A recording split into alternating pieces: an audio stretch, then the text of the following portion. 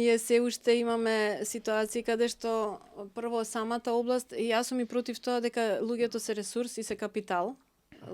Луѓето пред се ние сме едни комплексни системи кои што копнеат да бидат видени, вреднувани, вклучени, и кога така ќе ни се пристапи, ние изворно сакаме да се вложиме. Не ми го носи твоето автентично јас на работа. Добра. На работа мене ми е потребно твоето професионално јас. Добра. Ради тоа што ние идеме на работа за да завршиме некоја работа. Добра. И тогаш фирмата да може да се спротистави на сите притисоци на пазарот, Добра. а не да бидиме место кај што ти ќе го развиваш твоето автентично јас. Мене тоа многу ми остави впечаток. Добра. Ради тоа што таквиот пристап неизин беше доста поутилитарен. Добра. Можда поблизок на тој комунистичкиот пристап што ние кај нас го имавме, ево ти нели правно работниот опис и ова ти ќе го работиш, така. А како ти е тебе, шо ми е гајле, то ти е за дома. Да, то ти е за дома, да. Ние имаме и колега во тимот што е психолог и психотерапевт. Поздрав и до него, Иван. И тој вика, ние не сме еден човек, ние сме различни луѓе со различни луѓе. И ние практично носиме различни аспекти од нашата личност кога сме во комуникација со различни луѓе. Ова што ние го работиме не мери колку е некој добар во нешто или не е коефициент. Туку се фокусира на однесување кои што се поврзани со одредени емоции на работното место, емоции кои што влијаат на тоа како ние повторно се однесуваме и придонесуваме во работен контекст.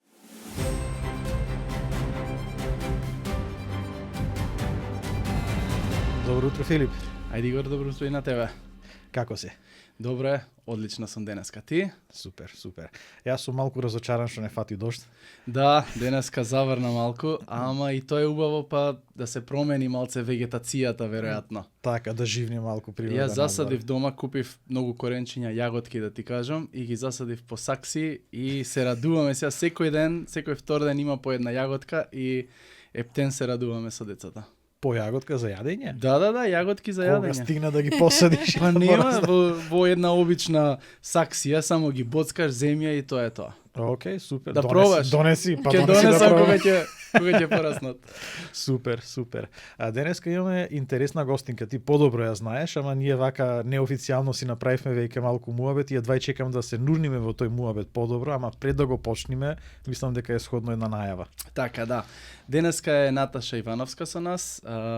Се запознавме преку соработка во Growbiz како наши клиенти и почнавме една убава соработка и интересното е што они се коучеви многу долго време и она е коуч многу долго време и сега од друга страна јас помагам во тој некој развој на идеи во нејзиниот бизнис и тоа е за мене едно многу голема чест и привилегија и е навистина интересно што јас многу учам од нив и од нејзе поготово од Наташа.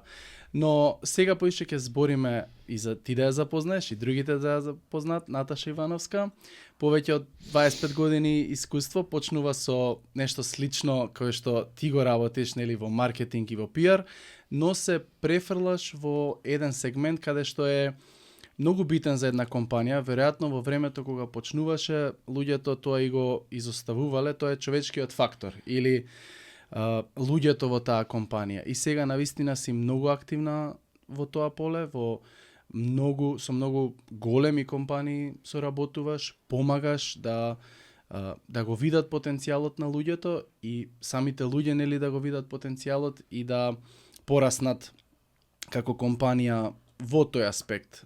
Многу имаш студирано нешто различно, ќе ни кажеш, но потоа се префрлаш во градење на некој друг тип системи, многу искуство, многу сертификации, многу дејности обавуваш кои што се битни и ајде ќе оставиме да се најавиш и еве започнуваме со она прашање кое што секогаш го имаме, што е за тебе работа кога ќе видиш ретроспекција кроз сите тие години, како би го дефинирала за тебе прашањето или што представува работата за тебе? Да си кажеме добро утро, утрински го снимаме ова.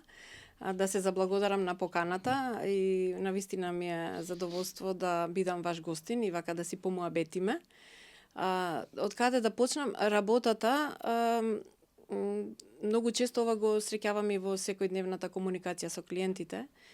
Ние имаме една реченица дека секој заслужува да си дојде до моментот да работи работата што ја сака. И тука изборот на професија некој ќе рече е случаен, јас мислам дека ништо нема случајно, дека многу често професијата ја врзуваме со нешто што пошироко се нарекува повик, нешто што ќе те повика да го адресираш, да служиш, да го подобриш, да го развиеш, врзано со талентите кои што си ги добил како човек. Работам и како кариерен советник и помагам и на младите и на повозрасните да си ја најдат работата што ја сакаат и да ја сакаат работата што ја работат. Многу накратко како моје некое професионално патување. Јас сум инженер по професија, сум дипломиран инженер, технолог. И често вака кога ќе кажам, има кренати веќе и како еден инженер стигна да го работи ова што го работам. Имав среќа по дипломирањето веднаш во тие години кога тешко се наоѓаше работа, да речам ајде нешто да почнам. Битно ми е да работам, да влезам во еден фантастичен тим во тогаш најдобрата агенција за маркетинг и комуникации и практично тоа прво искуство ме оформи многу како човек во смисла на работни вредности, пристап кон работата, посветеност и така натаму. 10 години бе во таа професија. Во тоа време завршив постдипломски на студии на Шефилд во Солун, таму се сретнав со човечки ресурси. Успеав да дојдам до позиции што подразбира индивидуална работа, но и работа со други луѓе. Практично го искусив менаџерскиот дел и сватив колку е тоа различно. Колку е фантастично различно и колку друг сет на вештини се потребни кога некој ќе ви довери луѓе да ги водите. И практично тоа ми беше преминот кон човечки ресурси од 2008 сум на оваа патека, многу брзо поминаа годините, вака кога ги спомна Филип 20 и кусор. Како вчера да беше. Вчера кога почнуваш. Влегов во делот на човечки ресурси од аспект на тоа дека бизнисот е луѓе, луѓето се на почетокот на идејата за бизнис, во креирањето на продуктот и во користењето се секаде луѓе. Се што постои, постои заради луѓе. И колку подобро ги запознаеме луѓето, подобро ќе биде и од аспект на бизнис и од аспект на личен живот. Така некако работиме навистина интензивно да донесеме интернационални програми, интернационални искуства, методологии кои што на компаниите во Македонија, во ова прекрасно парче земја кое што ни е дадено, да ја имаат истата можност да напредуваат како некоја компанија во Англија, во Америка. Значи, преку нашата работа се достапни тие алатки кои што на компаниите им помагаат побрзо и поефикасно да разберат некои работи, да ги применат од аспект на работа со луѓе. Дали некогаш кога и во младоста и пред студентските денови, дали размислуваше некој пат еден ден ќе го работам ова? Посакував. Луѓето ми се пасијата и кога викам луѓето се меѓучовечките релации. Пред некој време ме праша што не студираше психологија. Викам, не знам, литература ме интересираше, книжевност ме интересира се уште. Истражувањето на тоа како ни се важни исти работи, а се доживуваме толку различно меѓусебно и колку често тие недоразбирања практично штетат и на развојот на организациите и во личните животи. И тоа ми беше пасијата на истражување, да речам, ова инженерското го завршив. Ете така да докажам, можеби дека човек ако се посвети на нешто, навистина може да го заврши, може да си ја најде и убавината. Јас тоа го уживав додека го учев сите тие физики, хемија, математики. Начинот на кој што универзумот математички е поставен исто е фасцинантно. Физичките закони. И практично научниците во минатото биле филозофи. Биле мултидисциплинарни, да речам, истражувачи, не била толку поделена стрикно науката. Така да јас сакам да верувам дека сите мои минати искуства на крај се склопуваат во тоа што е најкорисно во моментот. Да. Како било кога се почнувало да се воведе, бидејќи јас верувам тоа јас не сум имал толку многу искуство, но порано HR беше нели кадрово. И кадрово договори, решенија за одмор, некои базични работи што треба да се направат, систематизации, но не се гледал на човекот како на капитал. И веројатно тоа било сосема нова идеја, бидејќи ти кажа, тоа го има сретнато на универзитетот во Шефилд. Не било нешто кое што може би и тука постоело, не знам до кој степен било развиено, но еве некако го воведуваш тој нов начин на размислување и гледање на човекот како на капитал. Но дали беше тешко во компаниите да се спроведе, дали имаше некој тип на тежина да го воведеш сето тоа, кога имаме веќе затворен поглед на тоа. Кадрово, тој е работник, јас сум газда и тоа е тоа. И некако да го воведеш тој нов начин на размислување. Многу ми се допадна што го кажуваш во минато време, а во суштина е во сегашно. Значи се уште се случува. Ние се уште имаме ситуации каде што прво самата област, и јас сум и против тоа дека луѓето се ресурс и се капитал. Луѓето пред се ние сме едни комплексни системи кои што копнеат да бидат видени, вреднувани, вклучени, и кога така ќе ни се пристапи, ние изворно сакаме да се вложиме. И сега тука е, како викаат, првата промена е промената во начинот на кој што ги гледаме нештата. Промената не е едноставен процес и најчесто компаниите се притиснати во моментот, баш во сегашно време го кажувам, да прават промени на начинот на кој што гледаат на овие теми. И тој притисок го прават новите генерации. Може би се уште некаде постои ова кадрово, во однос на прашањето е оној административниот дел на човечки ресурси, кој што е многу легитимен, многу потребен, и тука е закон за работни односи и правниот аспект, почитување на основните политики, значи тоа се стои како релевантно. И на тоа останува. И меѓутоа тоа не е доволно. Да. Тоа не е доволно. И сега тука, без да обвинуваме некој или да гледаме како стигнавме до тука, минатите времења бараат таков тип на поставеност. Обштествена, социолошка, тоа функционираше. Овие времења бараат нешто друго. Новите генерации, почнувајќи од миленијалците, родените околу 2000-та, веќе преиспитуваат многу работи, бараат друг начин на водство, бараат друг начин на пристап на работното место, и тоа веќе не е доволно. Кадрово не е доволно. Значи само административниот дел, е имаш решение, имаш 20 дена одмор, еве ти решение, тоа е тоа. Не е доволно тоа, и сега доаѓаме до тие што ги водат луѓето, викаат, да, ама што треба ние всушност да правиме? Нас никој тоа пак не ми го се кажал. мотивирани луѓе. Тоа не, пак... значи што еве го описот на работно место, еве ги задачите, и сега што треба да правиме? Да ги носиме за рака луѓето, да ги викам, а како би било да седнете и да ги прашате што им е потребно? А што ако кажат дека им е потребно нешто што ние не можеме да го дадеме? Практично како да се штитиме од, јас би рекла, искрените разговори, и тоа од аспект на бизнис е чиста загуба. Така е. Ние сме практичари, јас сакам се това. Едно е кога си правиме вака разговор, да речам, за да ги разбереме нештата, со компаниите сме многу попрагматични и се ова што зборуваме се преточува во финансии. Да не си кажеме дека човечки ресурси е нешто што е така фино, забава, дружење, тимбилдинг, па малку ќе се забавуваме и тоа ќе ги реши нештата. Сето тоа што треба да се направи е посуштинско и на крај се рефлектира во бизнисот, односно во бројките. Луѓето на друг начин работат, на друг начин пристапуваат и на друг начин можат да придонесат кон тоа што компанијата го бара од нив.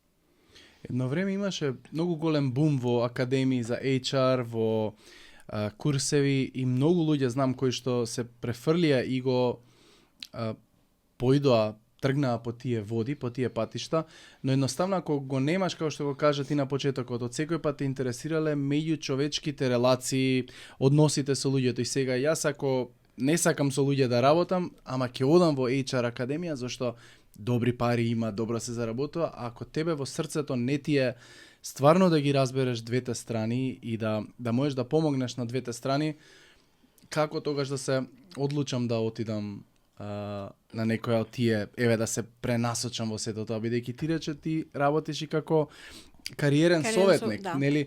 од каде се тргнува за еден човек да може да се свати кој сум јас, зашто сум создаден и што сакам да работам? Тие се многу големи прашања.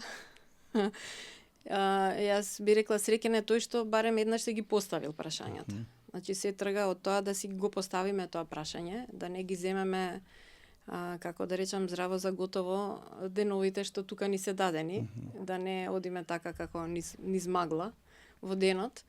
Јас се запознав со кариерното советување 2010-та некаде, работев како таа професија се вика headhunter.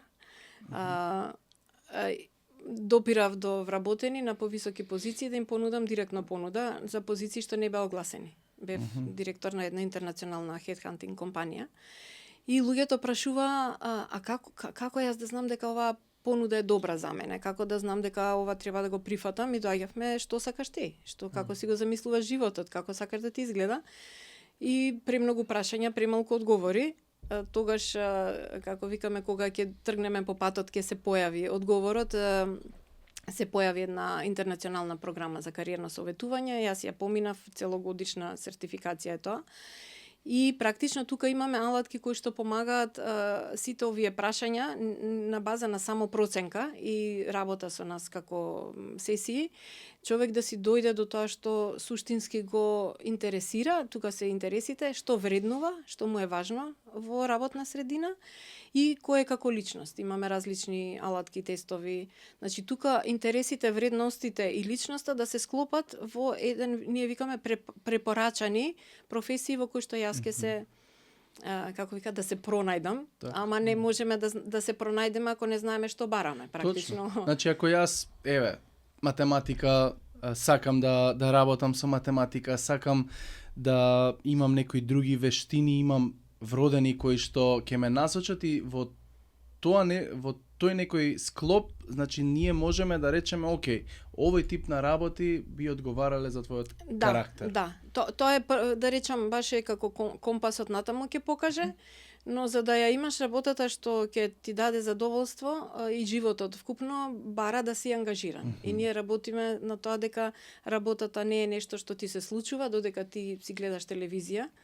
На тоа треба човек активно да работи, да се посвети, и интересното е кога работиме на нешто што нас не интересира, кога ќе најдеме таа, јас викам некојаш златна нишка, нели, како го барале златото порано, кога тоа ќе го најдеме, ништо не е тешко и ништо не е сега треба пак да учам, сега кој ќе го учи ова.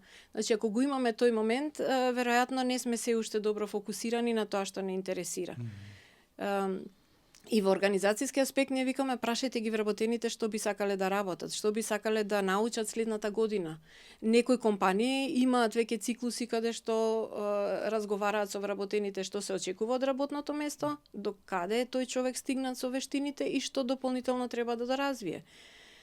Ние сме сите, јас имам едно на англиски ми звучи поубаво, working progress. Сите сме делово создавање, никој не е дозавршена уникатна, најдобра копија. И тој момент кога ќе го прифатиме дека работиме низ животот е многу, како да речем, од една страна олеснително, ама бара ангажман, бара да сме активни. И тогаш доаѓаме до нешто што како кариера, кога ќе се спомне, е редослед, ние викаме, на работни позиции кои што една на друга се надоградуваат и во целина ми даваат чувство на исполнетост и задоволство. Кариера имаме сите, не е кариерата врзана со успех. Дали може сега да се вратиме неколку чекори назад? Ајде.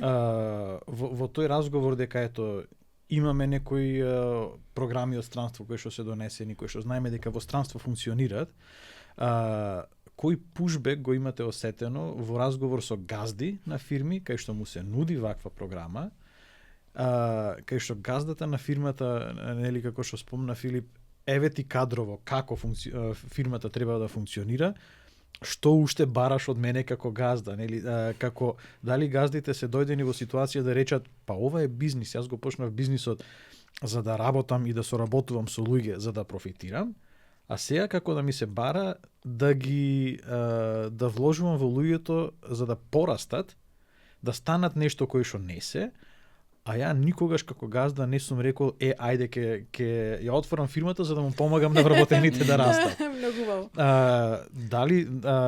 Дали сте добиле вакви прашања, мислам не само лично ти, туку како тим? Да.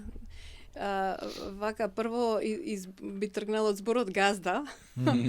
Тој исто има доста контроверзни значења кај нас. Ние како општество поминавме низ една, би рекла, колективна траума на газдинство, кое што беше на несоодветен начин стекнато во еден дел. И дури има стигма ако човек каже јас сум собственик на бизнис, како да е тоа нешто лошо. Значи, прво тука да расчистиме дека да си собственик и да си менаџер е две различни позиции. И со газдите, собствениците на бизнисите, ние почнуваме. Сакаш да останеш во позицијата на собственик, кој што работи со парите, работи со стратегијата, креира можности, продава што прави собственикот, може и ништо да не прави, да го има само вложен на капиталот.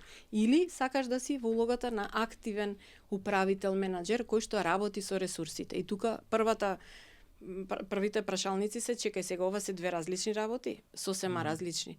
И може човек да си го даде правото и да биде само собственик, а да не е менаџер. Тоа многу малку го гледаме кај нас. Ама работиме посебно со семејни бизниси што се во фаза на транзиција на предавање веќе на втора генерација, дека првата генерација основачите може да си останат некој вид на собственици, активни, но не мора да бидат активно вклучени. Да го види, тоа е тоа. Да. И практично доаѓаме до моментот дека јас го почнав бизнисот за да ми прави пари, а сега ме терате да работам со луѓето. Има еден шок на освестување дека чекај да видиме, тие пари всушност доаѓаат преку работата на луѓето.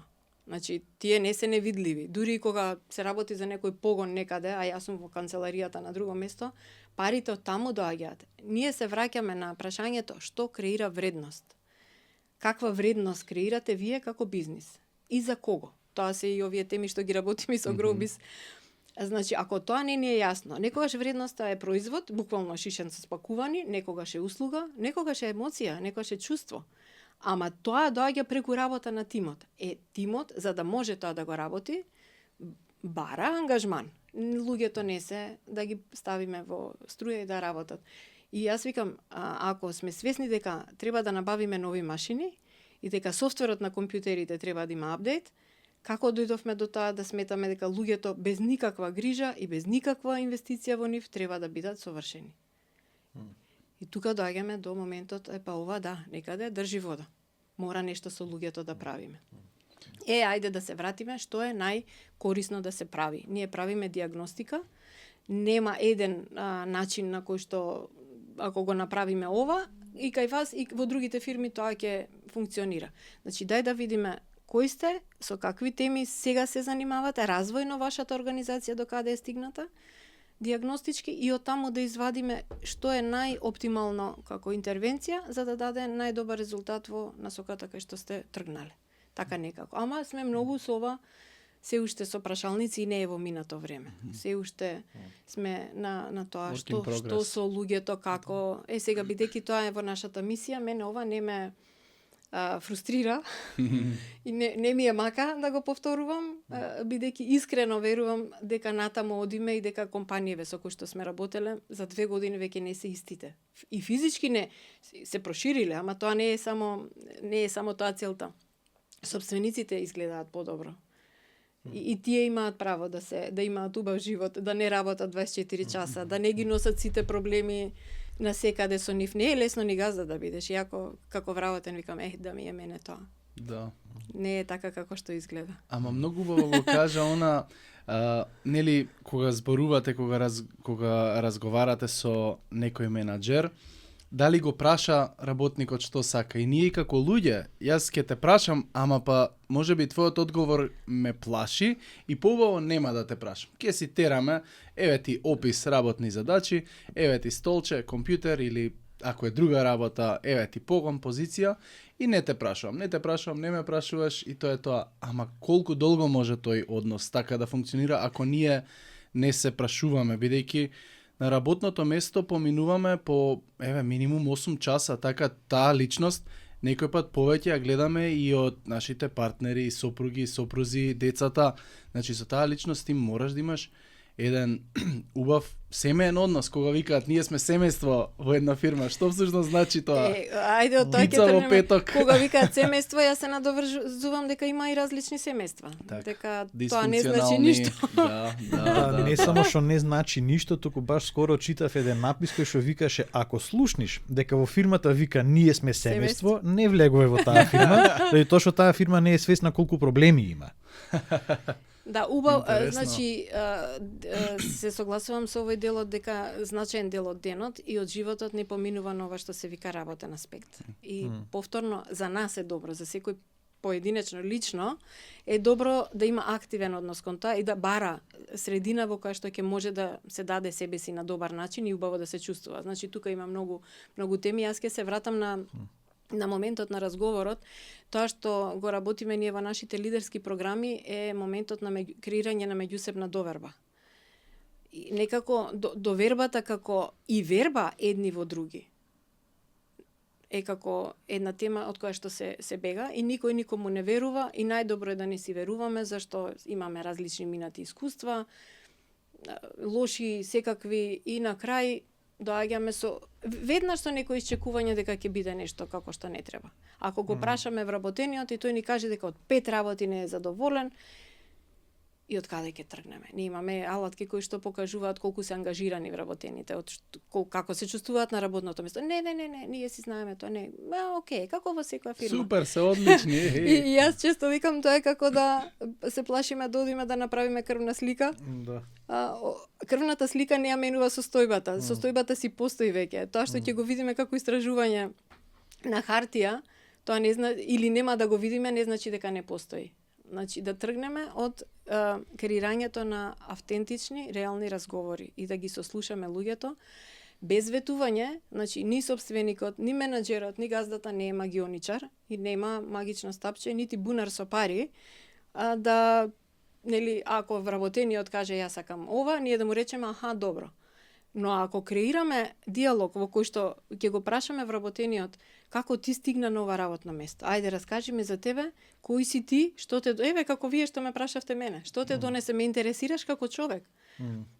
Што сакаш да најдеш повеќе од ова што компанијата го дава.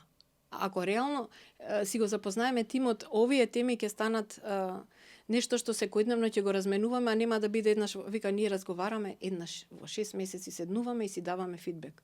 И јас викам како ќе изгледа релацијата со колега, партнер, дете, еднаш во 6 месеци да се случува тој разговор. Невозможно. Еднаш годишно имаме формален циклус на оценка на вработените. Ова е секојдневен разговор. Лидерот е некој што сака и знае да работи со луѓе. Ако тоа не го сака, може да го сака и да не го знае. Тоа е добрата варијанта, пошто тоа се учи. Ама ако се труди да учи, а не сака да работи со луѓе, ние викаме подобро е да си се држи на позицијата на технички експерт и компаниите да вреднуваат техничка експертиза. Не мора секој да е менаџер, не мора секој да кариерниот развој, вака линијата нагоре да се црта низ раководни позиции, што ако компаниите вреднуваат некој што е многу добар ментор, што сака да обучува, ама не сака да води, тоа е различна функција. Тоа е мозокот што истражува и дава новитети, некој што баш експертската позиција. И тоа е во еден дел врзано со она што човек сака да го работи. Менаџерот сака и знае да работи со луѓе. И тогаш може да биде и лидер. Лидерството не е само шеф поставен на позицијата, туку е лидер кој што го следат. Сме гледали, има многу илустрации, нели, лидерот со камшик кажува, тоест шефот со камшик удара и кажува работете, а лидерот е првиот кој што повлекува и го следат другите. Ние така викаме, за да човек може да биде лидер во некоја област, треба да има најмалку еден човек што го следи. Инаку не е лидер. И најтешко е човек веројатно да си биде себе си лидер. Кој што не може сам да се води, не може да води и други. Кон себе си да има една доза на искреност и честност, би рекла дури и понизност. Лидерите се доживуваат како некои фантастични и најдобри во се. За мене следниот чекор кога човек ќе стане возрасен и ќе стане раководител, да се соочи со своите слабости. И да биде комотен да зборува за нив, да побара фидбек и да сослуша како го доживуваат луѓето. Имаме ни една алатка за емоционална интелигенција, каде што бараат раководителите, лидерите, бараат фидбек од својот тим. Што тимот бара од нив и што добива, како е доживеан. И тоа е фантастична можност јас да дознам како ме доживуваат луѓето и на што да работам. Таа алатка развиена во Австралија, на Универзитет Свајнберг, и ние сме Genos International се вика организацијата, сме застапници за Македонија, тоа е преведено. И ако има една алатка што јас ја препорачувам за лидерите е од тука да тргнат, наместо да се размислуваат што да им дадеме, па како, од каде да пристапиме, прашајте ги луѓето, ќе ви кажат, и тоа нема да ве направи помалку добри луѓе. Тоа нема ништо да одземе од тоа што вие веќе сте. Само ќе ви ја даде насоката, крвната слика. Кон каде да се придвижите, и ако тоа можете да го дадете на луѓето, а тоа е во делот на непаричен дел на мотивација, односот кон луѓето, што може да биде подобро од тоа? Ај кажи ни што е всушност, бидејќи и тука си сертифицирана и таа програма, што е всушност емоционална интелигенција? Јас се сретнав пред некои 14-15 години, бев на некој семинар и ми беше комплетно нов концепт и многу интересен концепт, различно од она што го знаеме, нели, EQ, каде што се зборува за оној тип на интелигенција кој што најчесто и највеќе се мери. Но што значи емоционалната интелигенција? Еве, некој кој што прв пат го слушнува тој термин, го слуша тој термин. Да, нас ни е драго што оваа тема доаѓа на светлото на јавноста. Има многу дефиниции и убаво што го спомна, дел од методологиите мерат коефициент. Ова што ние го работиме не мери колку е некој добар во нешто или не е коефициент. Туку се фокусира на однесување кои што се поврзани со одредени емоции на работното место, емоции кои што влијаат на тоа како ние повторно се однесуваме и придонесуваме во работен контекст. Емоционалната интелигенција е способност и се развива да ги препознаваме своите емоции, тргаме од свесност за тоа што ни се случува во моментот, да ги препознаваме своите емоции и емоциите на другите, и да носиме одлука како да постапуваме со тоа што постои во тоа емоционално поле. Практично, значи се спознаваш себе си? Прво од себе си. Како ќе можам јас да ги запознам, да видам што се случува со луѓето во тимот, ако немам свесност како се чувствувам јас. И ние на нашите работилници сме, како да кажам, фасцинирани колкав дел од луѓето и не се прашуваат во текот на денот како се чувствувам. Бидејќи начинот на кој што се чувствувам влијае на начинот на кој што јас се однесувам. Начинот на кој што се однесувам влијае на тоа како луѓето околу мене се чувствуваат. Не е едноставно дали јас ќе влезам вака насмеана и опуштена или ќе влезам стегната. Тоа практично веднаш дава еден импулс на луѓето околу мене. Практично, илустративно да видам дали добро го разбрав муабетот. И за мене, ама и за слушателите. Значи, кога ќе правиме муабет за препознавање на сопствените емоции, да замислиме една иде петок, тимот кој што работи на развој на нешто треба да даде отчет што све се сработило во таа недела и го дава отчетот и идеме до ситуација дека она што сме рекле во понеделник дека ќе го завршиме, не сме го завршиле. Издиша веќе. Така. Да. Ама тоа е реална ситуација скоро во сите и сега го имаме менаџерот, project lead, како и да се вика човекот, кој што е задолжен па пред клиентот да даде отчет, а пред клиентот е секогаш потешко да дадеш отчет. И сега имаме еден таков микс на емоции. Менаџерот треба во тој момент, ако е емотивно интелигентен, да ја препознае својата емоција на гнев, разочараност, така. А па од друга страна, тим лидот, односно човекот кој што е задолжен да испорача нешто, треба да биде свесен па за својата емоција, дека тој сега е под стрес, дека е под притисок, дека е исплашен, дека е ставен да биде одговорен за нешто кое што објективно не можело да се испорача, така. И сега, кога двете страни се свесни за своите емоции, не правиме муабет само дали мене ми е добро, дали мене не ми е добро, туку да бидеме свесни за емоциите, за да можеме на англиски по-добро течи to respond, да одговориме, отколку да реагираме на таа ситуација. Да, практично, фала многу на примерот, практично се тие неколку секунди, каде што јас можам да изберам што ќе направам. Апсолутно да не одиме во насока дека емоционално интелигентните луѓе се секогаш насмеани и позитивни. Тоа не е неавтентично. Така. Значи ние не залудно ни се дадени овие другиве емоции, како лутина и тага. Јас би рекла дека се стави во логата на менаџерот, измешано лутина и тага, пошто лутината е емоцијата на промена, сакам нешто да биде различно. И како стигнавме до тука, зошто не е завршено? Тоа е сосема легитимно да го постави како прашање на овој начин. Во овој случај би било, како да речам, препораката дури да каже, јас сум лут. Лут сум и на себе, како стигнав јас во петок да разберам кај беше средата, кај бев во вторникот. И да си го земе и својот дел на одговорност, бидејќи ако сме стигнати до петок и треба да се испорача нешто и не е готово, има тука многу што да се разгледа и да се, како да речам, и да во очи гледам дека и ти си уплашен. Овој пат нема да има казна. Казната ќе ни стигне од клиентот. Но ајде да истражиме што може да се реши и како стигнавме до тука, како да научиме. Значи практично да биде лекција емоциите се дел од разговорот како се чувствуваме. И ги ставаме, како да речам, ги ставаме на маса и тие се исто влијаат. Можеби ќе дојдеме до моментот дека тој страв го спречил вработениот да направи похрабри избори, да биде покреативен, да стигнеме до петок. Так. Што се случи во меѓувреме, каде се изгуби и што да решиме, бидејќи не завршува работата со тоа што вработениот ќе рече, па јас не стигнав, тоа е. Еве ти го не е завршено, ти види со клиентот, значи заедно сме во ова. Заедно. Значи превземање на потполна одговорност за све што фирмата треба да исполни. Да, и ангажираност. Јас подготвувајќи се на темава, понесов и некои бројки.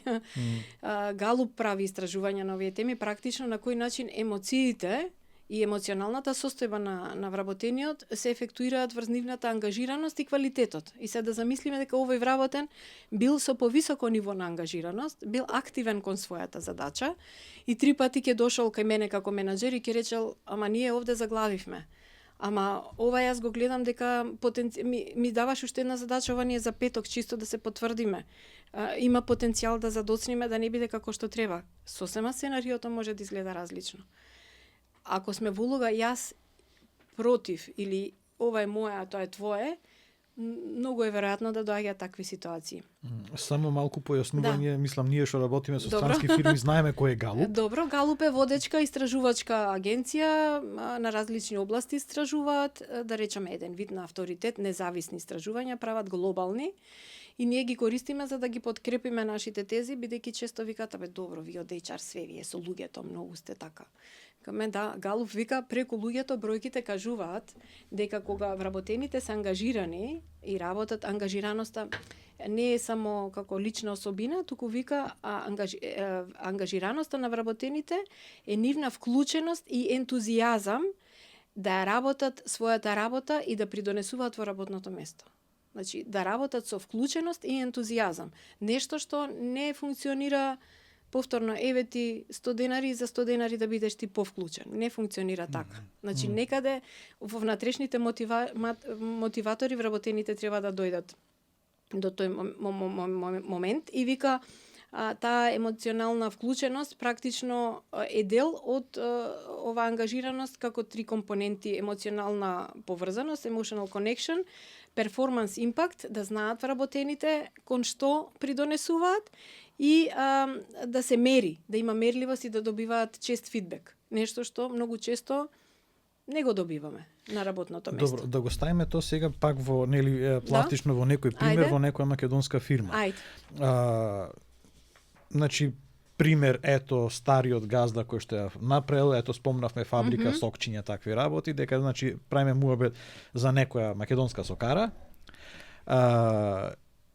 И сега стариот газда излегува, влегува младиот, нели, наследникот на фирмата, и сега се судираме со таква ситуација кај што работната сила не е емотивно вложена во фирмата. Дел не се, дел си доаѓаат си се, да.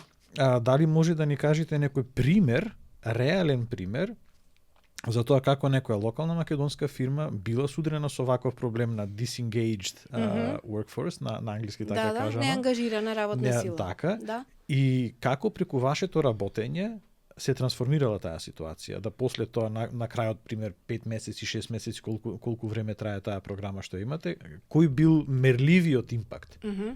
Одлично прашање. Имаме сега еден таков актуелен проект кој што практично започнува, малку е подолг патот. И тоа е она лошата вест кога компаниите доаѓаат со некој горлив проблем, не можат да најдат вработени или им паѓа продуктивноста, а ние викаме ова ќе потрае. Значи не е витаминска терапија од 2 дена или 3 месеци. Значи тргаме малку поназад од стратегијата и визијата и мисијата што компанијата сака да направи и каде сака овој еве ако е примерот нов менеджмент, новата генерација, каде сака да ја однесе компанијата, за да може да го трансферира тоа на вработените и да се вклучат тие во таа визија и мисија. Мисија, нели, кога викаме мисија е многу исто убав поим, дури од минатото, нели, дури го имаме зборот мисионер, што кај нас како религиски се врзува, мисија имаат сите, компаниите имаат мисија, што сакаат да постигнат во овој свој животен век. И од таму, значи да направиме стратегија како таму да стигнеме и од стратегијата да развиеме конкретни чекори врзани со луѓето. Очигледно во стратегијата има и финансиски аспекти и други, да речам, делови од бизнисот, со луѓето да видиме што сакаме да направиме и најчесто ги фаќаме тие што ги водат луѓето. Тие што ги водат, промената почнува од таму. Ако тие влезат во приказната, ако тие разберат каде компанијата сака да оди, кон што се стреми, кои се вредностите во компанијата. Ова ние сме семејство, да, кажете ми што вреднувате како семејство. Тоа ми е релевантно. Вреднувате честност и доследност, вреднувате иницијативност и постојано учење, вреднувате почитување на договореното, правила, процедури. Објаснете ми зашто се застапува вашата компанија, освен продуктот. Тука веќе можеме со луѓето да навлеземе во по-конкретни диалози, каде што практично личните вредности се врзуваат со вредностите на компанијата. Ако мене ми е тоа важно да работам во доследна компанија и го видам во дело, значи ова не е само приказна. Нели, ние ќе го сработиме како обуки, како развојни програми, но лидерот треба да го живее секојдневно. Ќе бараат вработените да видат примери од доследност, примери од повисоко ниво на доверба. И практично низ работата со лидерите имаме пример каде што тие со своите тимови воспоставуваат различно ниво на диалог. И практично вработените се даваат повеќе, се вложуваат повеќе. Имаме во моментот производна компанија, имаме и трговска што се занимава со продажба на продукти, имаме продажна мрежа. И истото е. Луѓето не се толку различни. Пак ќе речам, потребата да си вклучен, да си слушнат, да си ценет, како човек пред се, после како вработен, е наша автохтона, вродена потреба. И тоа ние, пак ќе речам, не треба некој да ни кажува вака состави да ни пишува колку не сака. Ќе го видиме во... Раздела. И тука емоционалната интелигенција, ако менаџерот доаѓа со лутина на работа. Станал на лева нога, како што викат. И има лутина кон тоа како работиме, подобро е да не свика на состанок и да каже што правиме ние? Навистина сум налутен. Не може вака. Ајде да најдеме подобар начин. Наместо цел ден да го гледам како налутен ми се обраќа и како се труди да биде фин, зашто на обука му рекле разговарај со вработените, а во суштина не разговараме за тоа што е суштински. Ако е налутен на мене, ајде да видиме од каде доаѓа, што е тоа што треба да го направам поинаку. Корективниот фидбек исто недостасува. Не споделуваме ние тоа што ни смета, се плашиме дека ќе се скрши човекот. Ако му кажеме, мене ми смета што ми го даваш извештај од 5 минути до 12. Ако е рокот 12, дај ми го 15 минути до 12, да имам можност да го прочитам. Што и да е тоа? Дали дали се поврзува тоа и културолошки кај нас? Еве ти со странски фирми работиш и ти си имала многу искуство во странство. Дали е тоа поврзано културолошки, бидејќи кај нас имаме една култура на срам. Срам ми е да ти кажам, ме повреди, ќе го премостам тоа, ќе оставам под тепих. Исто и во работата. Срам ми е да му кажам. Крај ќе дојде ситуација, не сме кажувале, тепихот пораснал беше, се собрало под тепихот, ќе пукне и тоа е тоа. Него ние ја немаме, веројатно и од мене тргнувајќи некои работи зависно од емоциите, нема да ги кажам, ќе ги ставам под тепих, но повторно ќе осетам после некое време ми натежнуваат ако повторно се случи тоа и повторно се случи и таа болка расте. А може би другиот не ни знаел дека со тоа ме најчесто не повредува. зна. Многу е, тоа е за мене пак парадоксот, најчесто не зна, нема како луѓето да знаат ако не кажеме. И сега очигледно сите работи не мора ни да ги кажеме, некои работи ќе ги преспиеме, па ќе ни стане јасно зошто нешто се случило и меѓутоа за клучните работи ние имаме еден поим што го викаме релацијска интелигенција, која е емоционална интелигенција, работата со емоциите. Другото поле е релацијска интелигенција, каде што ние практично од животна важност ние и на работа и со блиските да бидеме релационо интелигентни, да можеме да водиме, јас би рекла тешки разговори, тешки под наводници, некогаш тешките се најкорисни, да споделиме кои се нашите очекувања, пред да станат работите пресложени, па да не сака другата страна да не се ослуша.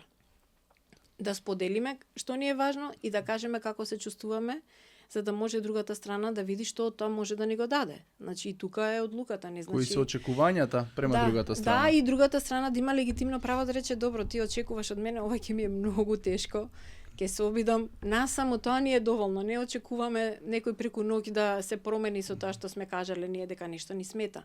Да сме сослушани, да го креираме тоа безбедно поле каде што ќе може да се разговараат овие работи. Да не дојдеме во ситуација да речеме, абе тој супер си беше, отказ ни даде, преку ноќ решил. Не решаваат луѓето преку ноќ. Да, тоа не се случува. Имав една ситуација баш го слушав Стив Бартлет, нели The Diary of a CEO. Имаше една гостинка кај него, сега за жал не се сеќавам жената како се викаше, ама незиниот муабет беше не ми го носи твоето автентично јас на работа. Добра. На работа мене ми е потребно твоето професионално јас. Добра. Заради тоа што ние идеме на работа за да завршиме некоја работа. Добра. И тогаш фирмата да може да се спротистави на сите притисоци на пазарот, Добра. а не да бидиме место кај што ти ќе го развиваш твоето автентично јас. Мене тоа многу ми остави впечаток. Добра. Заради тоа што таквиот пристап неизин беше доста поутилитарен. Добра. Можда поблизок на тој комунистичкиот пристап што ние кај нас го имавме, ево ти нели правно работниот опис и ова ти ќе го работиш, така. А како ти е тебе, шо ми е гајле, то ти е за дома. Да, то ти е за дома, да. Ние имаме и колега во тимот што е психолог и психотерапевт. Поздрав и до него, Иван. И тој вика, ние не сме еден човек, ние сме различни луѓе со различни луѓе.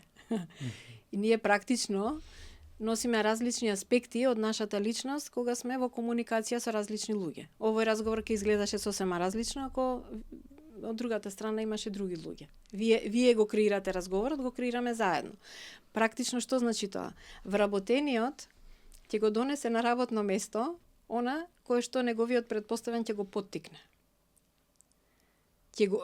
Има многу што претпоставениот може да извади, да креира, да развие во својот тим. И сега што е тоа автентична јас? Автентичноста ја кажуваме од аспект на свесност за своите емоции и управување со нив. Ние не викаме сега мене не ми се работи, автентично е да не си работам. Значи, тоа и децата ги учиме дека во контекстот во кој што си се нафатил и си направил договор пред се со себе. Овој договорот со фирмата е само еден дел од договорот со себе. Јас со себе се договорив дека ова ќе го направам. И тука ако можеме да го вратиме вработениот дека не е само договорот со фирмата, пак викам како стигна до тука. Што наоѓаш ти убаво во ова што доаѓаш секојдневно? Доаѓаш за парите добро, тие пари може да се заработат и на друго место. Начин, да. Сега пазарот на работна сила е сосема различен. Сега работа има. Ние викаме сега вработени нема. Се смени оној модел. Значи избор имаш што тебе те носи тука, што може да ти биде дополнителен мотив да се дадеш целосно. И кога се даваш на работата целосно, што е тоа што ти го добиваш? Зашто ние низ работниот процес би требало, посакувам секој да добие многу повеќе од финансискиот надоместок на крајот на месецот. Секојдневно треба да биде придобивката. Дека јас сум корисен, знаете колку работи излегуваат, кога работиме една вежба што те мотивира на работното место. Тоа се листи од по 10 ставки. Парите пишуваат, столчето, работното место. Пишуваат парите? Парите ме Да. мотивираат и тие се, како да речем, и тоа треба да го тргнеме како не е табу. Парите се неопходност. Добро, се неопходност, ама не се валјда нешто кое што е водилка во животот. Парите се хигиенски фактор. Мгм. Ги викаме во мотивација, во делот на мотивација и спаѓаат во надворешна мотивација. Се што може да ме мотивира надворешно. И тие се хигиенски ги викаме бидејќи се неопходни, но не се доволни. Хигиенски е неопходно да се мијам раце, но тоа не е доволно за да бидам здрава. Треба да правам и други работи. Така парите се Интересно. неопходност и кога тие не се овозможени, кога е прениска платата, затоа е ова целиот дел на минимална плата, бидејќи под тоа ниво вработениот само на тоа мисли како да си ги исплати долговите. И џабе е да му дадете пица во петок. Него 1000 денари на вистина му прават разлика. И има такви позиции и убаво да си ги знаеме луѓето во тимот кои што се во таква и животна состојба некогаш дошле во таква ситуација, се борат со финансии, сега вие ги носите на тимбилдинг во Грција, а тој се мисли како ќе го исплати кредитот во кој што Мој за стан, За за за куќа, стан за нешто и битно. детето што му е на студија и така натаму. Така да ова е малку пошироко. Автентичноста е во разговорот за тоа што е реално важно. Значи, автентичноста, ако добро разбирам, е како, нели, оние руските бабушки, кај што најголемата бабушка е уствари и поправите Добро, ме ако грешам. ајде. Значи, најголемата бабушка, најголемиот круг во кој што функционира вработениот е уствари тој договор дека јас доаѓам овдека 8 сати, 40 сати во неделата да работам таа и таа работа. Да. Моето автентично јас е во тој круг, Да. не е надвор од него. Е во кругот. Така, Да. и е во кругот и е подчинето практично на тој мој договор со фирмата или со самиот себе си, дека јас сепак се договорив дека ќе работам овдека, а не дека ќе се развивам себе си овдека. Значи јас идам овдека да произведам вредност, Добро. а не да порастам во некоја личност која што, значи ја давам во фирмата, не е дека фирмата пред се треба мене да ми дај. Дали добро го разбирам нешто? Интересна перспектива. Јас би рекла дека прво невозможно е да стоиме во една точка.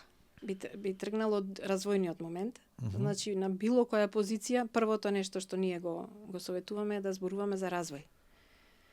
Значи низ мојата работа, во најмала рака ќе ги развивам моите вештини што веќе ги имам, ќе ги усовршувам, ќе ги забрзувам, ќе ги правам полесно. Значи развојот е компонента што треба да се случи. Очекувањето дека, ако добро разбрав, дека фирмата ќе ме развива, ево повторно во оној договор кој што јас треба да го разговарам со фирмата, што очекувам во тој дел. Фирма која што не ги развива вработените, не може да се развива себе си како бизнис. На кој начин би растел бизнисот ако вработените не се развиваат? И правиме тука пак муабет за развој како експерти, како работници. Секаков. И релацијски, и ако не се разбираме полесно, значи дури и темата комуникација која што ние сметаме како базична, каде ние знаеме да комуницираме, мислам се за ова ни викнавте некој да не Да не учи да ми каже како да зборам. Ама еве го ова. Како барам фидбек, како давам фидбек, како слушам. Комуникацијата не е само зборување, колку слушаме, како се слушуваме. Практично развојот на вработениот е во целата таа палета што мене ми е неопходна за неговото работно место. Така. Така. И ова треба да го вербализираме. Значи, ова обука фирмата ја вложува, ја дава, Така. ја инвестира, инвестиција е. Од тебе се очекува после обуката да видиме промена во Така. начинот на кој што поставуваш прашања, си присутен, си ангажиран, очекуваме следните 3 месеци да видиме разлика. Тебе како ти се чини ова? Појма немам, да видам што е тоа. Ајде уште еднаш. Значи на обука луѓето кога ќе дојдат или ќе се работи развој, да знаат зошто тоа им се случува и што од нив се очекува. Многу малку ова се случува. Доаѓаат луѓе вика ние ги пративме на обука, ги пуштаме по обуки. Зашто? Донеси ми го променет. Донеси ми нов човек. Зашто е обуката? И практично, ние со едно дете треба да му објасниме каде тоа му користи, а не па на возрасен, да овој разговор повторно е обврска на предпоставениот. Оваа подготовка е во одговорноста на предпоставениот кој што, пак се враќаме, сака да работи со луѓе. Е возбуден да работи со луѓе, сака да ги види луѓето на добро место, да им е подобро, професионално, лично. И сега често викаме тука, ама ако се зближам па премногу со вработените, сега ова вака ми звучи како треба да станам со нив премногу близок, па ќе злоупотребат. И тука Кој е ние тој баланс? и ние си Каде може да стоиме. се направи тој Подобро баланс? да си стоиме така. Балансот е практично во својата одлука дека ние за да се почитуваме не мора да сме блиски. Не мора да си одиме на гости дома и да си знаеме за децата разни работи. Значи тука правиме муабет за професионално однесување, а не толку многу пријателско однесување. И пак јас би прашала што е за вас пријателско однесување, што е за мене пријателско однесување. Значи би одели до тој чекор Би да го разговарала. прашаме. Да. Океј, што очекуваш како пријател? Да. Јас да постапувам или што да правам? Ние сме во строго дефинирани, како би рекла, улоги на работното место. Так. Работното место е врзано со опис на работно место, со одговорности на работното место. Так. Еве сега имаме еден проект. Одговорностите се дел од работното место, од описот, тие да бидат јавно достапни за сите. Јас да можам да го видам описот и на Филип, и вашиот, и да знаеме ние како тим кој што покрива. Ние сме луѓе во улога во организацијата и во рамките на таа улога си даваме фидбек и си даваме задачи и задолженија, значи тоа е врзано со улогата. А се почитуваме како луѓе. Таа е крос-катинг, таа е неспорна потреба и не врзана со позиција. Да се вреднуваме и почитуваме како луѓе. Како луѓе сме на едно ниво, во организацијата на одговорности сме на различни нива, бидејќи на тоа сме се согласиле. Така, и пластично кажано, значи во некоја производна фирма, ако шефот на смена се спријатели со тој работникот на машината, овој работникот на машината сепак треба да ги испорача минимум парчињата кои што треба да ги произведе и ради тоа што е близок со шефот, не значи дека тој може да биде по-малку продуктивен. Па јас би рекла, ако е реална, ако е вистинска блискост, ние за најблиските најдоброто го даваме. Не би го дале најлошото и минималното за некој што ни значи. Така. Барем мојот пристап и искуството е кога некој ми значи, јас се вложувам 10 пати повеќе. Така, а не да го користиме пријател да ни ја скрие Помоца нашата непродуктивност, така. Тоа би рекла не е ни пријателство, тоа е нешто друго. Искористување. Да, тоа би било супер. Да, и јас дури за еве и за нашава Македонија викам тоа што треба да го направиме е да ја погледнеме со љубов. Љубовта е емоција на контакт, на поврзување. А работите што ги сакаме не оставаме да пропаднат и не се однесуваме со нив така како да не ни е гајле. И затоа љубовта е емоција што ја работиме во нашите програми. Работата треба да се сака. Кога ја сакаме работата, ние сме во контакт со тоа што го креираме, нас ни е поубаво и производот од тоа е подобар. И се залагаме, кога ќе речеме, и тоа е реалната теза, не како семејство, туку да го сакаш она кон кое што припаѓаш. И сега прашањето е како да стигнеме до таму. Дали тогаш би било реформулација дека работата е нешто кое што длабоко го очовекува. Го очовекува човекот, да. Дава смисла по многу аспекти. Луѓето што јас ги знам што ја сакаат работата, се многу подобри луѓе во целина, како да речем и во другите аспекти на својот живот имаат поинакво водство, се подобри родители, со поинакви верувања настапуваат, може да уверат и други, може да повикаат и други во тој свој пат. И на крај личното задоволство тука. Нешто што парите не го купуваат. Значи, ако човекот се фокусира добро на својата работа и е експерт и е продуктивен работник, дека тој ствари ќе биде заразно добар. Ќе биде заразно добар. И имаат американците еден поим you can't keep a good man down. Тој ќе се истакне, тој ќе биде забележан, тој ќе биде уважен. Невозможно е некој што е добар и што пристапува со добра енергија и се вложува на било кое работно место, да не биде забележан. Тука е лидерот сега и неговите компетенции, тоа да го фати и да го препознае, да го уважи, да го направи видливо и видено. Најчесто се губат овие потенцијали кај што човек вика, никој, јас доаѓам, правам, се вложувам, никој, како има тука некој дома, има дома некој светло да запали. Лидерот да ги фати тие искри да каже, ова го бараме, ова, браво, ова го бараме. Продолжи така, да го даде како фидбек, да го даде како награда, да праша што значи награда за тебе. Луѓето вика, па награда ми е да можам петок да си одам 2 сати порано. Може да земам ден кога Награда ми е да ме пратите на обука, награда ми е што ти е награда? Па да имаме реална политика на награди, а не пак ќе речам билиард маса која што никој не ја користи, срамота. Ја бараат ли вработените таа маса? Бараат нешто друго. Ме потсети на еден разговор што го имав со наш човек кој што замина за жал од Македонија и баш беше муабетот околу тоа. Јас максимално се вложува во таа фирма, работев колку за X други луѓе, а менаџерот го гледаше моето работење, ама ме потиснуваше да не бидам приметен, ради тоа што тогаш газдата, нели, под наводници, може да мисли дека јас како менаџер можам да бидам заменет со тој подобриот вработен. И тогаш квалитетот кај нас, значи спрема исказите на пријателов, беше мене менаџерот не ми дозволи да бидам виден, ради тоа што јас него ќе му стане в конкуренција.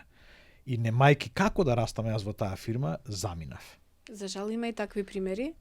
И тоа е реална загуба за нас како општество.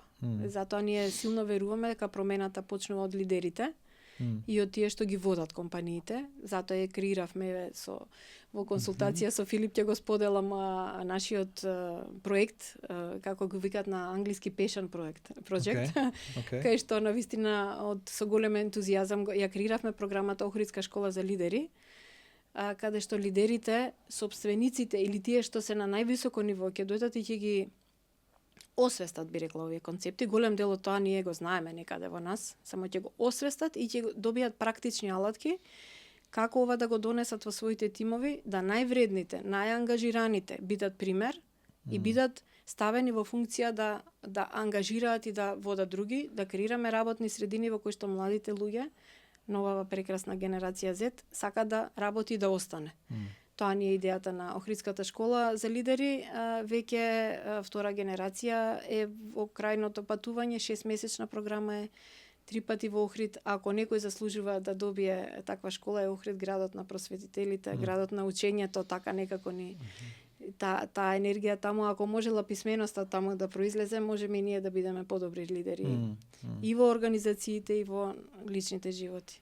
Значи тоа е нешто автентично, не е копи-пейст од странство донесено и е направено баш за македонци. Баш за македонци, вклучени се овие интернационални програми што ги спомнав. Генос за емоционална интелигенција е дел од програмата. Практично секој од учесниците влегува со индивидуален коучинг, си дефинира своја цел зависно од организацијата кај што се наоѓа, има коучинг воведен, обука, коучинг индивидуален, обука, коучинг 6 месеци е комбинација од обуки и коучинг, каде што практично секој од овие лидери на високи позиции си сработува големо парче од релацијската интелигенција и се враќа по ојакнат, омоќен, empowered, да работи со луѓето на силен, автентичен начин и да си креира тимови во кои што луѓето ќе сакаат да останат. Не поради парите само, заради тоа што чувствуваат водство и сакаат да бидат дел од тој тим.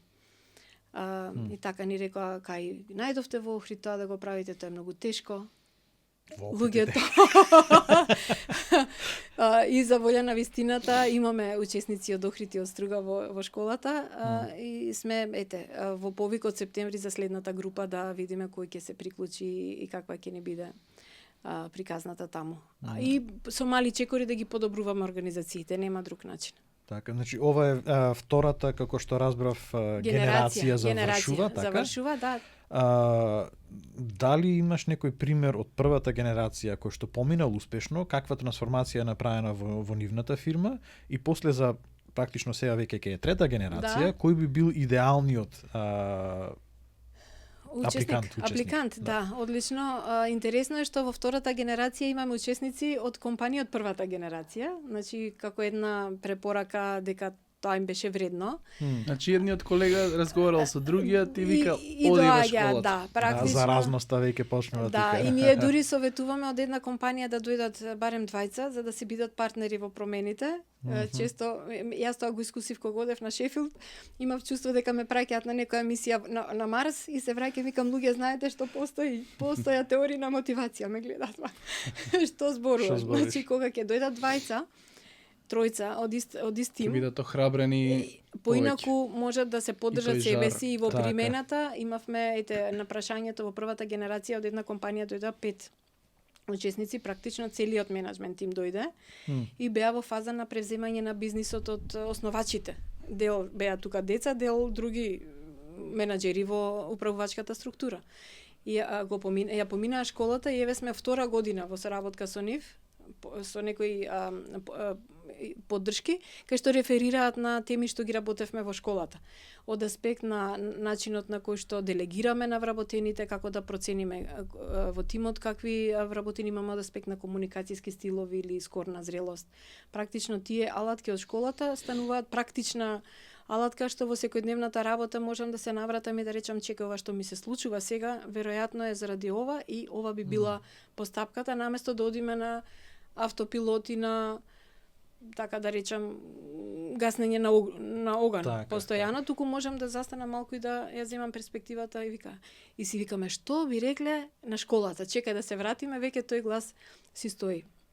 И како алумни некој вид, си се луѓето што си се во групата, си се вмрежени, си се поддржуваат и себе си. Идеалниот учесник е некој кој што е самиот на транзиција од газда кон менаџер или од менаџер кон газда, кон собственик, па сака да изгради тим на кој што ќе го остави бизнисот оперативно и меѓутоа треба да да ги има алатките да го изгради тимот. Некој кој што е ново назначен, исто имаме учесници во оваа генерација на кој што му се доверува сериозна задача да води луѓе, а е најдобриот во технички аспект, нема искуство, значи може и тоа да биде. Собственици на бизнис имаме во тековнава група кои што се фантастично успешни и често викаме, ако се успешни, што ќе име ова тогаш? Зашто би дошле? Ама тоа што не доведе до тука, нема да не однесе понатаму, значи. Доаѓаат успешни компании. Значи успехот не е спорен дека се успешни. Исто како лично, за да вложиме во нешто треба да имаме веќе ресурси и сознанија дека нештото ни функционира. И така. А од перспектива на големина на фирмата, дали ова, мислам, секоја програма може да функционира и за човек фирма, нели? Ама во идеален случај, колку фирмата би требало да има минимум вработени, или можда и минимум обрт годишен, за да може да прво да си го дозволи, да си го дозволи таквата програма и после да има реално голем поврат на инвестиција? Па, најмалата фирма учесник има 10 вработени и е во фаза на развој. И мислам дека таа е некоја бројка, веќе од 10 вработени. И тоа е, јас сум видел компании каде што почнува за човекот да се размислува после 20-тиот вработени, ти веќе имаш една низа на предизвици во работењето и веќе доцнеш со сето тоа што си требал да го знаеш. Да, особено пак ќе речам малите и средни бизниси, некаде и нас ни се во фокусот, таму е и, ми дојде да речам мачно. Зашто почнува еден човек, ентузијаст, предприемач, толку силно верува во нештото, гледа некој бизнис модел, некоја можност, придобива некои следбеници тука и веќе после тие 5-6 луѓе кои што како хендпикт, си ги избрал и тие му се кор тимот, овие другиве веќе не се толку блиски, не ги знам сите и треба некои други вештини, малку професионализација во тоа. На кој што не работи веројатно и тука почнуваат сите проблеми. И тука почнуваме и ние многу често бизнисите доаѓаат кај нас, вика прометот расте, профитот паѓа. Така. Повеќе луѓе вработив, имам поголем промет, ама кога ќе видам на крај математика исто како со 5 души. И сега негде нешто правиме погрешно. Нешто е луѓето, нешто се процесите, ама одговорот е негде 10 луѓе веќе ако има бизнисот. Сега е времето за да си решам јас што понатаму. Со луѓето требаат алатки. За да се запознае човек себе си треба дури кога е нула, нели уште пред да почнеш нешто запознај се во себе си за тоа нешто, па после продолжи. Па тука ни е делот дека кариерното практично и на собствениците на бизнис им е потребно да си се преслушаат.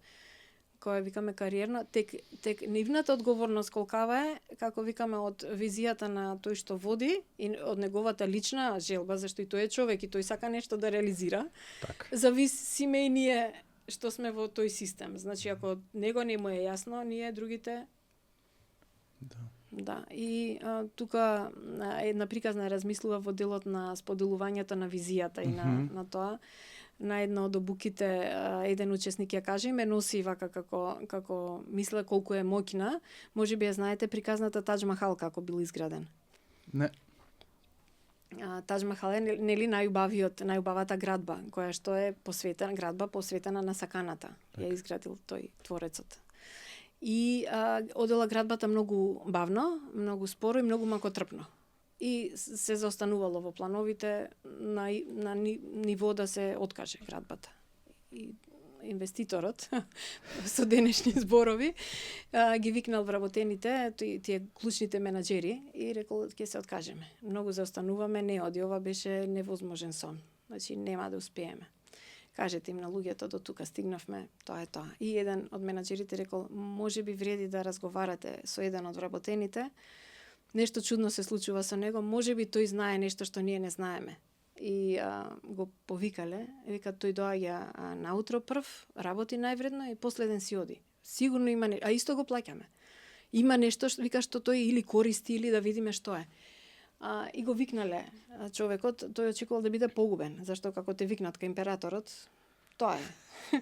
Што ми требаше, се тувка и вика, сакаме да ни кажеш во што е тајната на твојата ангажираност. Прв доаѓаш, последен си одиш. А и тој рекол само да ми ветите дека нема да ме убиете. Ветуваме. Вика, еднаш кога доаѓав на работа, ја видов скицата од објектот. И тоа е најфантастичното нешто што сум го видел. И јас сакам тоа да го изградиме. Практично, само тој ја знаел визијата, само тој ја знаел сликата кон која што се стремат луѓето. Како очекуваме да се ангажирани ако не споделуваме, ако тие мислат дека доаѓаат и тркалаат камен. Невозможно. И ако на самиот почеток го немаш крајот пред очи. И уште ако имаш приказната дека ова е споменик на љубовта, кој што ќе биде запаметен, легендата вика дека Тадж Махал нели е изграден, очигледно станала визијата достапна и до вработените и можеби не градиме сите Тадж Махал во својот живот. Ама и дека ни е добро да одиме да тркаламе само некој камен и тоа не ни е доволно. Супер убава поука. Да, ме потсети на и претходно ја имаме правено таа приказна за мотивација. Идејата е на кој начин ќе го мотивираш вработениот. Имаш ист процес, градење на нешто, кај што процесот е нели повторувачки, ставаш малтер, ставаш цигла, ставаш малтер, ставаш цигла. И човекот кој што цел ден го работи само тоа и се е фокусиран дека цигла по цигла реди, дека тој нема да биде не знам колку мотивиран.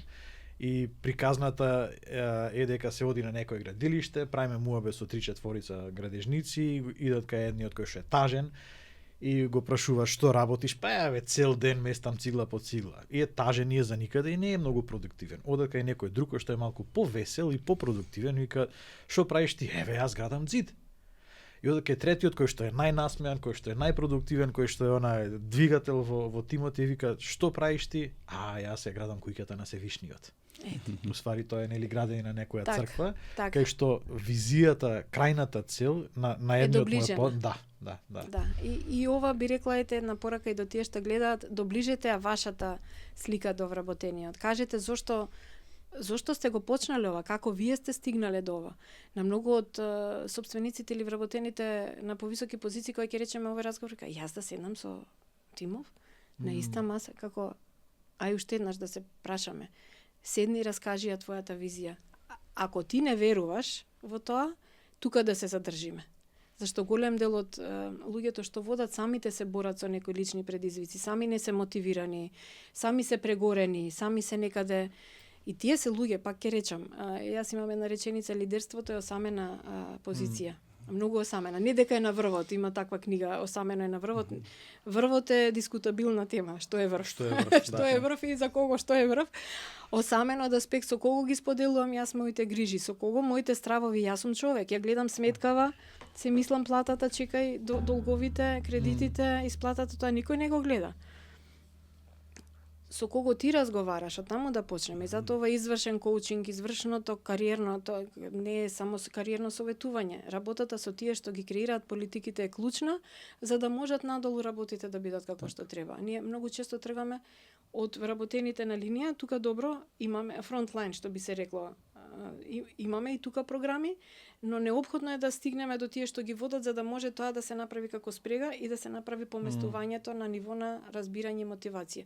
Инаку тоа паѓа како искуство, обуката поминува, за еден месец пак се исто, не разговараме, не е тоа добра инвестиција. Да, и исто мислам дека проблемот кај нас, значи не само дека е осамено таму на врвот, пак што е врв, Да. Дали на вистина сакаме таков врв како што на вистина е. Да. Ме потсети на еден разговор со исто сопственик на бизнис кој што за жал почина. И разговаравме така и ми вика, абе не можеш ти да тераш бизнис и да тврдиш дека си етички и дека си верник, јас иначе имам и теологија завршена, и вика ти не можеш да му служиш и на Богот на парите и на Богот во кој што се крстиш. И таквиот муабет јас го имам слушнато од многу различни луѓе, кај што кај нас бизнисот се или да се биде газда под наводници, делува валкано, делува нечисто, како да не си ти по дефолт штом си сопственик на бизнис, не си чесен. Не можеш да бидеш чесен, а да имаш бизнис. И сега кога имаме ние една маса на луѓе кои што размислуваат на таков начин, неминовно и неизбежно е тој сукоп на работа кај што газдите се сами, вработените се на некоја друга страна, па после го имаме нели формирањето на, како се викаше во комунизмот, работнички совети. Работничките совети, и имаме цело време поларизација измеѓу раководството. Да. Вака, за волја на вистината има и неетички газди, има и криминалци, постојат секаде во светот, постојат и кај нас. Да. Но ние не можеме сите да ги ставиме во иста линија. И пак ќе речам, нашите искуства покажуваат дека во Македонија постојат фантастични бизниси кои што се креирани и водени од пак ќе речам од визија овде во Македонија да се креира вредност и да остане нешто добро. Како ќе оди општеството напред ако газдите се лоши, немаме бизниси. Само што е тезата. Прашањето е како секој придонесува да биде во етички бизнис и да работи во бизнис базиран на вредности. Зашто јас сум била во состојба да работам претходно пред да имам мој бизнис, да имам искуство во 3 компании различни и да имам увид во неетички однесувања на дел од колегите, да укажам и да не бидам дел од такви. И да барам проекти кај што ако компанијата реши, јас немам одговорност за што прави газдата. Ама мојата лична одговорност кон мојот проект и моите активности можат да бидат врвно етички. И да кажам дека јас нема да бидам дел од нешто што е неетичко. Така да, на крај, јас сум многу повеќе да се сврти секој кон тоа што го прави лично, наместо да се замара со тоа што го прави газдата. Ако лично јас во мојот делокруг на работа можам да бидам максимално вклучен и да креирам вредност за мене и за моето семејство, со тоа и за општеството, за мене е тоа фантастичен мотив. Јас денес да станам, да си се спремам, да си се развивам и да си работам. Ние многу повеќе би сакале да се занимаваме со нешто што е така општо како тема на кое што немаме влијание, бидејќи тоа не поттикнува, не повлекува лична одговорност. И јас во коучингот на тоа се враќам. Добро незадоволено од општеството, газдата, платата, ти што можеш да направиш? Тука има и сите имаме што можеме да направиме повеќе. На тоа да си се вратиме. И на крај имаме личен избор. Ако сме во таков бизнис, јас често викам што те спречува ти да почнеш некоја иницијатива. Еве вие работите со стартапи. Почни, биди ти првиот. Само да сме активни, да не дозволиме да она што го викаат генерација Z, да сме away from keyboard, AFK го викаат, како присутни ама отсутни, како надвор од киборд тастатура. Тука сме, ама не правиме ништо. Тоа е нели овај silent quitting што го имаме ние по старите. Така, да, како тука сум правам нешто и кога ќе дојде нов во тимот од новата генерација има таков предпоставен, тоа не функционира. Новите генерации бараат ангажирани лидери. Се тоа што го зборуваме, што и нас ни требаше како генерации, и сега ние викаме, ама ние не го добивме, сега они ќе го добијат, тие ќе го добијат, преку леп погача бараат. Секој го бара човечкиот пристап. И да им го дадеме, зошто да не? Да направиме едно придвижување.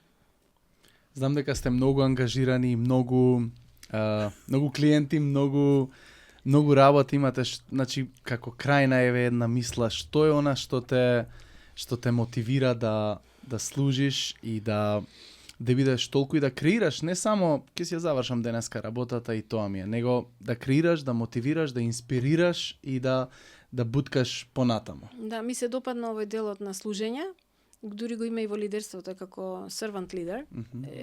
Лидер кој што прво се прашува што можам да дадам и на кого денес, наместо што ќе добијам и како тоа ќе ми се врати. И мислам дека тоа е еден одличен пристап. Парите или наградата доаѓа од како нешто ќе дадеме, а не однапред. Дури и во бизнисот така функционира. Мислам дека на лично ниво, ако секој се запраша што можам денес да дадам, да креирам како вредност и да видам разликата, тоа е еден сосема друг тип на мотивација. Мене тоа лично ме води и јас сакам да ја видам промената. Затоа работиме со компании подолгорочно. Еднократните настани ми се убави за запознавање, но не ми дава задоволство да го видам вистинскиот импакт. Кога со една компанија сме една година, со различни активности, 6 месеци, 8 месеци и ќе ги видиме луѓето различно, погледот е различен, веќе тука има промена и да сме во поддршка, тоа да го применат понатаму и како општество малку по малку да одиме напред. И ме води љубовта кон Македонија.